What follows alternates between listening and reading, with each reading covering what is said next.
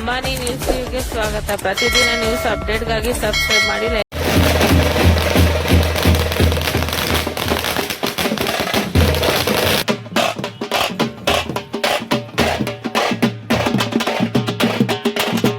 Ambani news TV ವೀಕ್ಷಕರಿಗೆ ನಮಸ್ಕಾರ.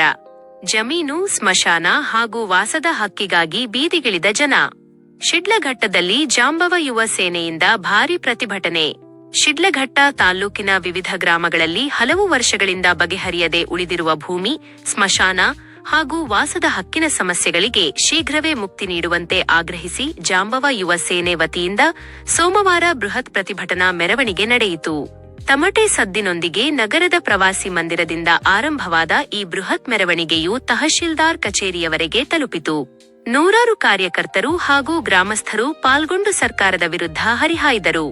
ನಂತರ ತಹಶೀಲ್ದಾರ್ ಗಗನ್ ಸಿಂಧು ಅವರಿಗೆ ಮನವಿ ಪತ್ರ ಸಲ್ಲಿಸಲಾಯಿತು.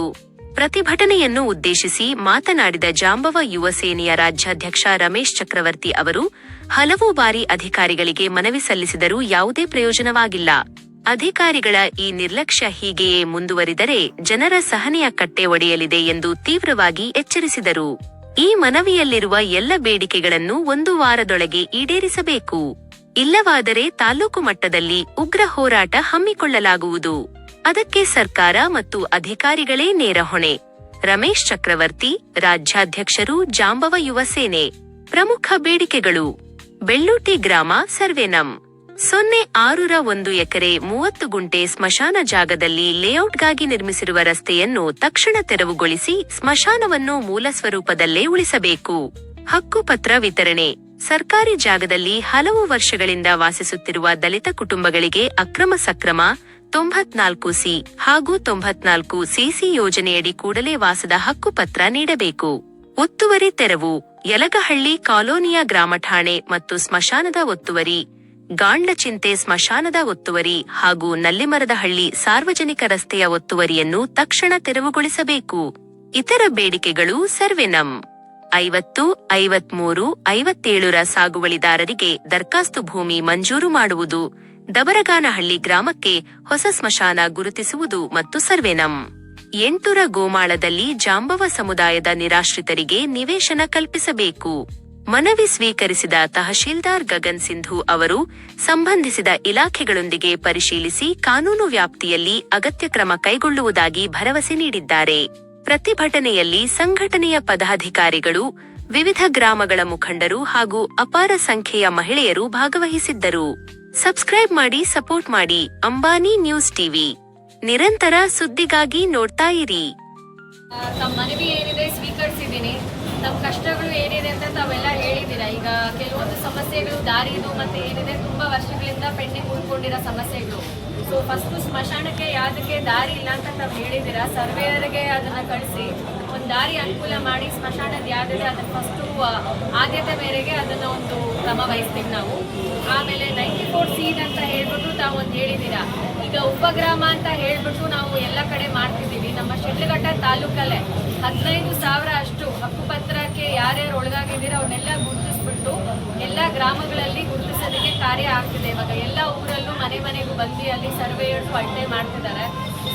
ಉಪಗ್ರಾಮದಲ್ಲೇ ಮಾಡಿದ್ರೆ ತಮ್ಮೆಲ್ರಿಗೂ ಹಕ್ಕುಪತ್ರ ಸಿಗೋ ಥರ ನಾವು ಸರ್ಕಾರಕ್ಕೆ ಒಂದು ಪ್ರಸ್ತಾವನೆ ಕಳಿಸಿ ಅದನ್ನು ಮಾಡ್ತೀವಿ. ಕೋಡಿ ದುರಸ್ತಿ ಅಂತ ತಾವೆಲ್ಲ ಹೇಳಿದ್ದೀರಾ. 700 ಸರ್ವೆ ನಂಬರಲ್ಲಿ ಆಲ್ಮೋಸ್ಟ್ 600 ಸರ್ವೆ ನಂಬರಲ್ಲಿ ಕೋಡಿ ದುರಸ್ತಿ ನಮ್ಮ ಕಡೆಯಿಂದ ಆಗಿ ಅಳತೆ ಸ್ಟೇಜಲ್ಲಿ ಏನಿದೆ ಎಲ್ಲ ಸರ್ವೆ ನಂಬರ್ಗಳಿದೆ. ಸೊ ಮಿಕ್ಕಿದ್ದೇನಿದೆ ನಾನು ಇನ್ನು ಒಂದು 2 ತಿಂಗಳ ಕಾಲದಲ್ಲಿ ಅವನ್ನು ಮುಕ್ತಾಯಿಸಿ ಎಲ್ಲರಿಗೂ ಬೇಗ ನಮ್ಮ ಕೆಲಸಗಳೆಲ್ಲ ಯಾವ್ಯಾವ್ದಿದೆ ನಮ್ಮ ಕಡೆಯಿಂದ ಏನಿದೆ ತಮಗೆ ಸಹಾಯ ಮಾಡೋದಕ್ಕೆ ಸದಾ ಇರ್ತೀನಿ.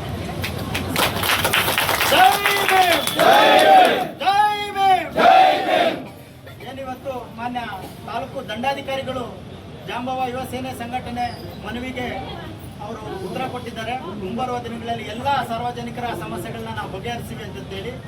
ಇದು ಪ್ರಜಾಪ್ರಭುತ್ವದಲ್ಲಿ ಬಾಬಾ ಸಾಹೇಬ್ ಅಂಬೇಡ್ಕರ್ ಅವರ ಸಂವಿಧಾನದ ಅಡಿಯಲ್ಲಿ ಪ್ರತಿಯೊಬ್ಬರಿಗೂ ಕೂಡ ಸಮಾನತೆ ಸಿಗಬೇಕು ಅನ್ನುವ ನಿಟ್ಟಿನಲ್ಲಿ ಮಾನ್ಯ ತಾಯಿ ಸ್ವರೂಪದಲ್ಲಿರುವಂತಹ ನಮ್ಮ ತಾಲೂಕು ದಂಡಾಧಿಕಾರಿಗಳಿಗೆ ಜಾಂಬವ ಯುವ ಸೇನೆ ಸಂಘಟನೆ ವತಿಯಿಂದ ಹೃತ್ಪೂರ್ವಕವಾದ ಅಭಿನಂದನೆಗಳು.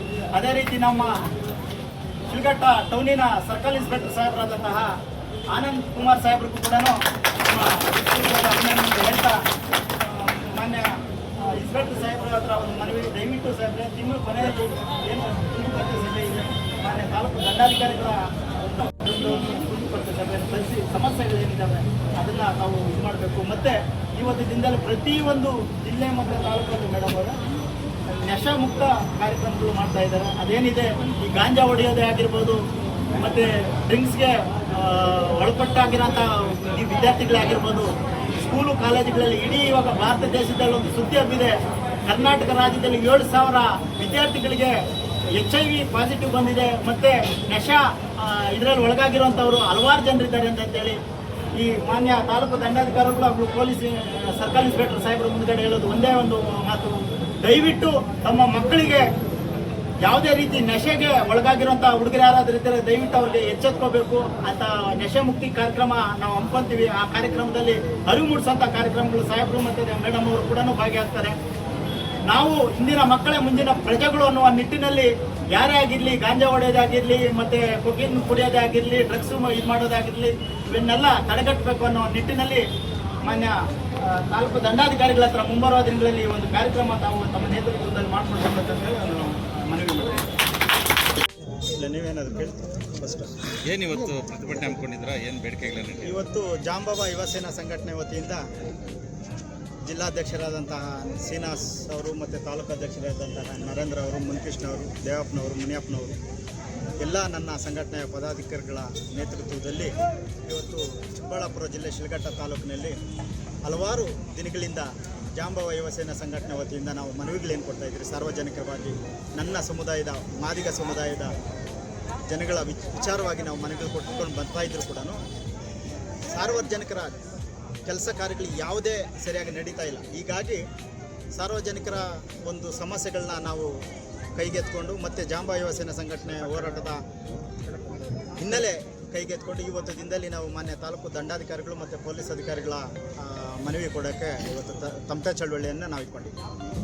ನಮಗೆ ಮಶಾಣ ಜಾಗ ಆಗಿರ್ಬೋದು, ಮತ್ತು ಆಶ್ರಯ ಯೋಜನೆಯಲ್ಲಿ ಹಕ್ಕುಪತ್ರಗಳಾಗಿರ್ಬೋದು, ಸಮುದಾಯ ಭವನಗಳಾಗಿರ್ಬೋದು, ರಸ್ತೆ ವಿಚಾರಗಳಾಗಿರ್ಬೋದು, ಚರಂಡಿ ವಿಚಾರಗಳಾಗಿರ್ಬೋದು, ಮತ್ತು ಭೂಕಳ್ಳರು ಏನು ಇವತ್ತು ದಿನದಲ್ಲಿ ದಲಿತರ ಜಮೀನುಗಳನ್ನ ಕಬಳಿಸ್ಕೊಂಡು ಅವರೇ ಒಂದು ಬಲಾಢ್ಯರಾಗಿ ನನ್ನ ಸಮುದಾಯದವ್ರ ಮೇಲೆ ಏನು ಮಾರಣಾಂತಿಕ ಹಲ್ಲೆಗಳಿಗೊಳಗಾಗೋದು, ಒಳಪಡಿಸೋದು ಮತ್ತು ಧಮಕಿಗಳಾಕೋ ವಿಚಾರದಲ್ಲಿ ಇವತ್ತು ಜಾಂಬವ ಯುವ ಸೇನಾ ಸಂಘಟನೆ ವತಿಯಿಂದ ನಾವು ಉಗ್ರವಾದ ಪ್ರತಿಭಟನೆ ಇಟ್ಕೋಬೇಕು ಅಂದ್ಕೊಂಡಿದ್ವಿ. ಮಾನ್ಯ ತಾಲೂಕು ದಂಡಾಧಿಕಾರಿಗಳು ತಮ್ಮ ಸಮಸ್ಯೆಗಳು ಏನೇ ಇದ್ದರೂ ಕೂಡ ನಾವು 15 ದಿನದೊಳಗಡೆ ನಾವು ಸರಿಪಡಿಸುವೆ ಅಂತೇಳಿ ನಮಗೆ ಅವರು ಭರವಸೆ ಕೊಟ್ಟಿದ್ದಾರೆ. ಮತ್ತು ಅದೇ ರೀತಿ ಮಾನ್ಯ ಸರ್ಕಲ್ ಇನ್ಸ್ಪೆಕ್ಟರ್ ಅವರು ಕೂಡ, ಪೊಲೀಸ್ ಇಲಾಖೆಯವರು ಕೂಡ ನಮ್ಮ ಸಮಸ್ಯೆಗಳಾಗಿರ್ಬೋದು ಮತ್ತು ನಮ್ಮ ಸಮುದಾಯದ ಮೇಲೆ ಆಗ್ತಿರುವಂಥ ದೌರ್ಜನ್ಯ, ದಬ್ಬಾಳಿಕೆ, ಹಲ್ಲೆಗಳನ್ನ ಮತ್ತು ಅತ್ಯಾಚಾರಗಳನ್ನ ಇದನ್ನೆಲ್ಲ ಖಂಡಿಸಿ ನಾವು ಅದನ್ನು ಸರಿಪಡಿಸಿವೆ ಅಂತ ಇದ್ರು.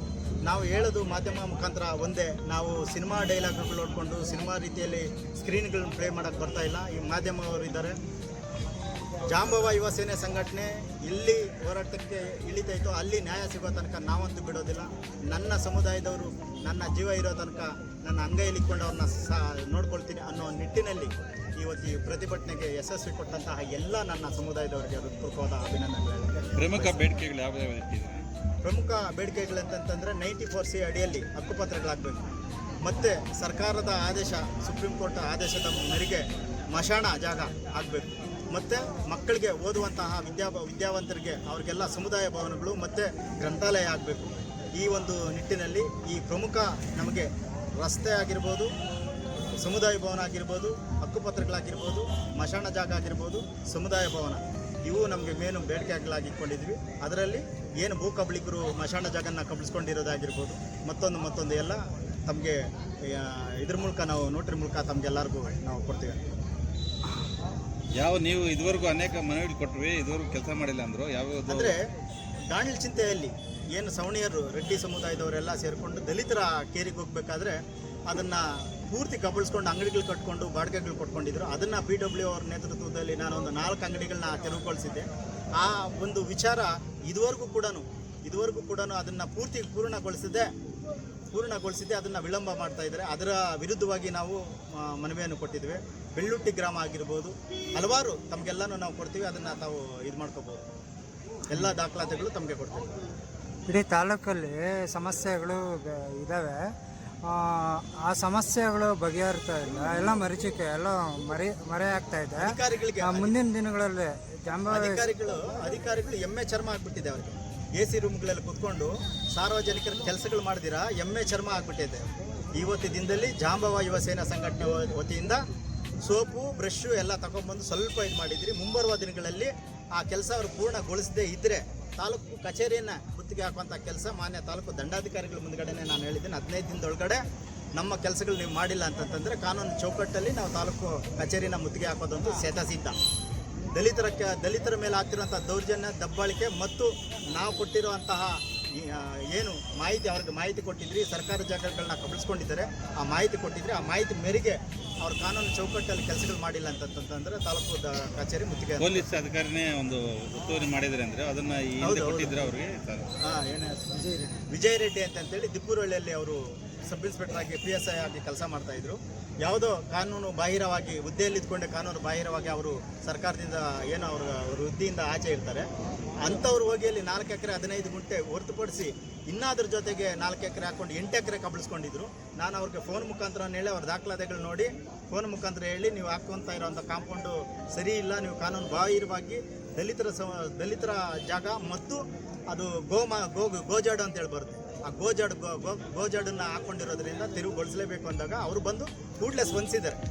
3 ಎಕರೆ ತೆರವುಗೊಳಿಸಿದ್ದಾರೆ, ಇನ್ನೊಂದು ಎಕರೆ ನಾವು ಅರ್ಜಿ ಹಾಕ್ಕೊಂಡಿದ್ರಿ 57 ಅರ್ಜಿ ಹಾಕ್ಕೊಂಡಿದ್ರಿ, ಅದು ನಮ್ಗೆ ಆಗ್ತೈತೆ ಅಂತೇಳಿ ಅವರು ಬಂದು ಸವಣಿಯರು ಇರ್ತಾರೆ. 57, 53 ಅರ್ಜಿ ಆಗಿರೋದು ಯಾವ ಕಾಲದಲ್ಲಿ ಅವ್ರು ಇವಾಗ ವೃತ್ತಿಯಿಂದ ನಿವೃತ್ತಿ ಅಂದ್ಕೊಂಡು ಬೇರೆಯವರು ಅವ್ರ ಸ್ವಂತ ಏನು ಸಂಬಂಧಿಕರ ಹೆಸರಲ್ಲಿ ನಾವು ಮಾಡ್ಕೊಂಡಿದ್ದೀರಿ ಅಂತಂತೇಳಿ ಅಲ್ಲಿರುವಂಥ ದಲಿತರಿಗೆ ಅಲ್ಲಿರುವಂತಹ ಸಾರ್ವಜನಿಕರಿಗೆ ಕಣ್ಣಿಗೆ ಮಣ್ಣರ್ಚುವಂಥ ಕೆಲಸ ಮಾಡೋಕ್ಕೆ ಸಿದ್ಧರಾಗಿದ್ದರು. ಅದು ಕೂಡ ಮಾನ್ಯ ತಾಲೂಕು ದಂಡಾಧಿಕಾರಿಗಳಿಗೆ ನಾವು ಮನವಿ ಕೊಟ್ಟಿದ್ದೀವಿ. Thank you. ಜಾಂಬವ ಯುವ ಸೇನಾ ಸಂಘಟನೆ ವತಿಯಿಂದ ತಮಟೆ ಚಳುವಳಿ ಮಾಡ್ಕೊಂಡು ಬಂದಿದ್ದೇವೆ. ಗಾಂಜಲ್ ಚಿಂತದಲ್ಲಿ ಶಿಲ್ಘಟ್ಟ ತಾಲೂಕು ಗಾಂಜಲ್ ಚಿಂತದಲ್ಲಿ ನಮ್ಮ ಜಾಂಬವ ಯುವ ಸೇನಾ ಸಂಘಟನೆ ಹೋರಾಟ ಮಾಡಿ PWD ಅವ್ರ ಕಡೆಯಿಂದ ನಾವು ರಸ್ತೆ ಒತ್ತುವರಿ ಮಾಡ್ಕೊಂಡಿದ್ರು.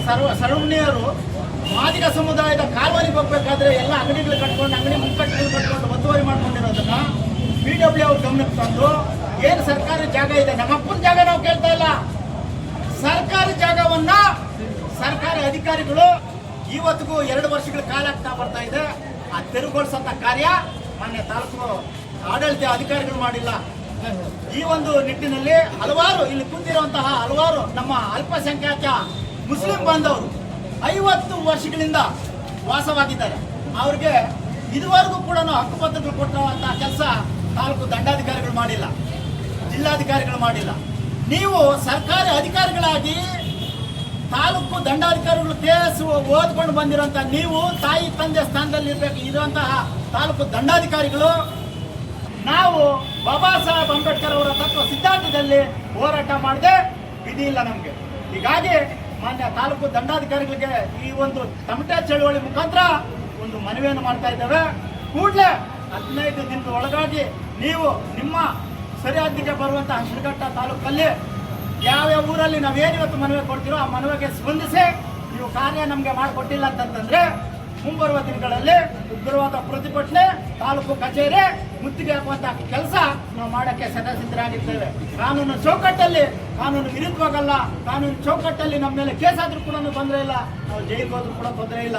ಕಾನೂನು ಚೌಕಟ್ಟಲ್ಲಿ ನಾವು ಈ ಕಾರ್ಯನ ನಾವು ಮುಗಿಸೋಕೆ ನಾವು ಬಂದೇ ಬರ್ತೇವೆ ಅಂತ ಹೇಳ್ತಾ ಇಲ್ಲಿ ನೀವು ನೋಡ್ತಾ ಇರ್ಬೋದು ಅಲ್ಪಸಂಖ್ಯಾತ ನಮ್ಮ ಮುಸಲ್ಮಾನ್ ಬಂದವರು ಎಷ್ಟು ಜನ ಇದ್ದಾರೆ ಅಂತೇಳಿ, ನನ್ನ ದಲಿತರು ಒಲಿರು ಎಷ್ಟು ಜನ ಇದ್ದಾರೆ, ಮಾದಿಗರು ಎಷ್ಟು ಜನ ಇದ್ದಾರೆ, ಸಾರ್ವಜನಿಕರು ಎಷ್ಟು ಜನ ಇದ್ದೀರಾ ಅಥವಾ ಸಾರ್ವಜನಿಕರ ಸೇವೆ ಮಾಡಕ್ ಬಂದಿದ್ರ ಅನ್ನೋದು ನಮ್ಗೆ ಗೊತ್ತಾಗ್ತಾ ಇಲ್ಲ. ಈಗ ದಂಡಾಧಿಕಾರಿಗಳು